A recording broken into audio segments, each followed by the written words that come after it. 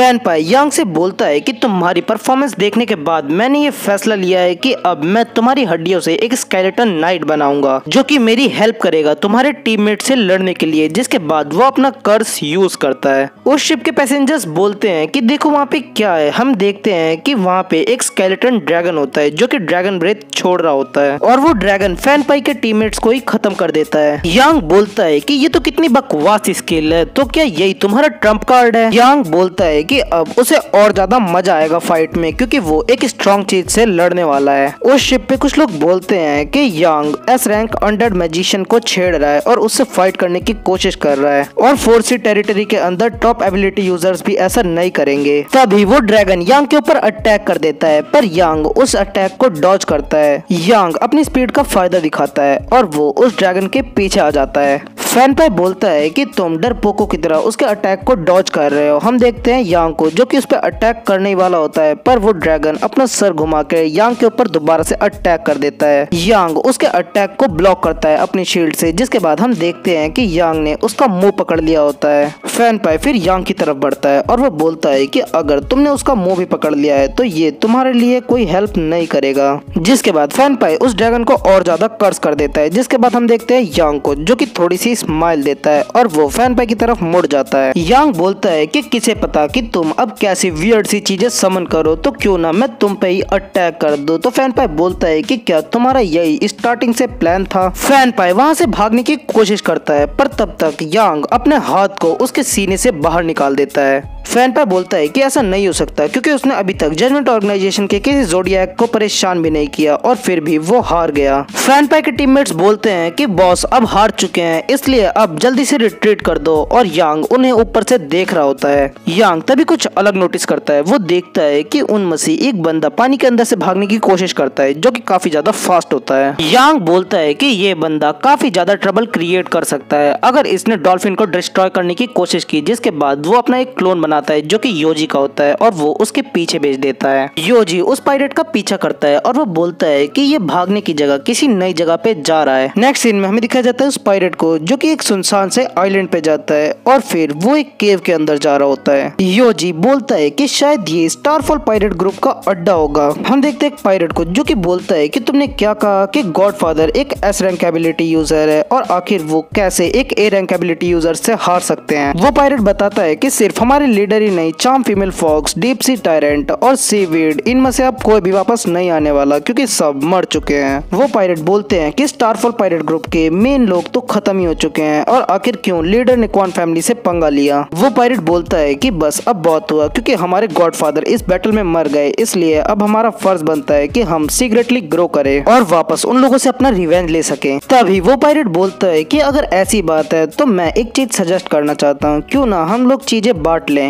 और उस पायरेट की बात से सारे लोग एग्री करते हैं। वो लोग बोलते हैं कि हमें सब चीजों को बांट लेना चाहिए और अपने अलग अलग रास्ते पे जाना चाहिए क्योंकि वो लोग वो चीजें डिजर्व करते हैं क्योंकि उन्होंने इतने साल स्टारफॉल पायरेट ग्रुप के संग काम किया। वो पायरेट बोलता है कि तुम लोग, जिसके बाद वो दूसरे पायरेट को मार देता है और वो बोलता है कि जो भी गॉडफादर की चीजें है वो सब अब मेरी है और अब तुम लोग मेरे सबऑर्डिनेट हो और अगर तुम्हें अभी भी चीजों को बांटना है तो क्या तुम्हें जीने का शौक नहीं है। और जिस किसी ने भी मेरे खिलाफ जाने की कोशिश की या मेरी बात ना मानी तो उसका भी हाल ऐसा ही होगा, इसलिए मेरी बातों को सुनो और मैं तुम्हें प्रॉमिस करता हूँ एक अच्छा फ्यूचर। वो पायरेट बोलता है कि अब हम लोग को एंजॉय करना चाहिए। जिसकी बात सुन के दूसरे पायरेट भी खुश हो जाते हैं। उनमें से एक पायरेट बोलता है कि वो जा रहा है उन लड़कियों को लाने। हम देखते हैं कि वहाँ पे कुछ लड़कियों को उन लोगों ने पकड़ रखा होता है। तभी उनमें से एक पायरेट एक लड़की को खींच के लेके जा रहा होता है। वो लड़की बोलती है कि वो नहीं जाना चाहती, कोई उसकी हेल्प करे और वो पायरेट उस लड़की के संग जबरदस्ती कर रहा होता है। योजी उन पत्थरों के पीछे उन्हें देख रहा होता है। जिसके बाद वो एक पत्थर उठाता है और वो उन सारे पायरेट्स का काम खत्म कर देता है। जिसके बाद वो पायरेट बोलता है कि आखिर यहाँ पे चल क्या रहा है। वो पायरेट मरते मरते हंसता है और वो बोलता है कि शायद जो डॉल्फिन का एबिलिटी यूजर था उसने मुझे फॉलो किया इस आइलैंड तक और लियोक्वी तुमने ऐसा बिल्कुल भी नहीं सोचा होगा, इसलिए अब तुम भी मेरे संग मरोगे।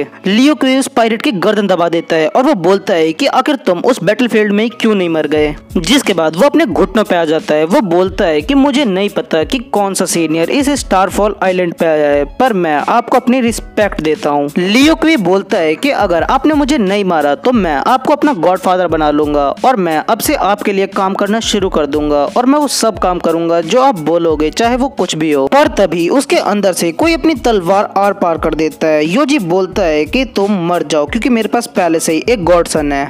लियोक्वी मरते मरते बोलता है कि उसने बहुत मेहनत की ताकि वो इस 4C टेरिटरी का फेमस एबिलिटी यूजर बन सके। जिसके बाद वो मर जाता है। हमें दिखाया जाता है योजी को, जो कि उसकी एबिलिटी को चुरा लेता है। और इस एबिलिटी को ध्यान से याद कर लो क्योंकि ये काफी ज्यादा खतरनाक एबिलिटी है। और उसकी एबिलिटी का नाम होता है रेड कॉपर बैटल सूट, जो कि B रैंक की होती है। तो योजी बोलता है कि ये इतनी स्ट्रांग नहीं है। जिसके बाद वो उसे अपग्रेड कर देता है और वो एबिलिटी अपग्रेड होने के बाद S रैंक की हो जाती है, जिसका नाम होता है gilt god fire battle suit. योजी फिर वहाँ के स्लेव्स को फ्री करता है और वो बोलता है कि अब तुम लोग आजाद हो और मैं तुम्हारे लिए यहाँ पे इन लोगों का 1/3 ट्रेजर छोड़ के जा रहा हूँ, जो कि तुम लोगों के लिए सफिशिएंट है ताकि तुम लोग अपनी जिंदगी गुजार सको। वो लड़कियां बोलती है कि फाइनली अब वो लोग आजाद हैं। लास्ट सीन में हमें दिखाया जाता है योजी को, जो कि एक माउंटेन के ऊपर खड़ा होता है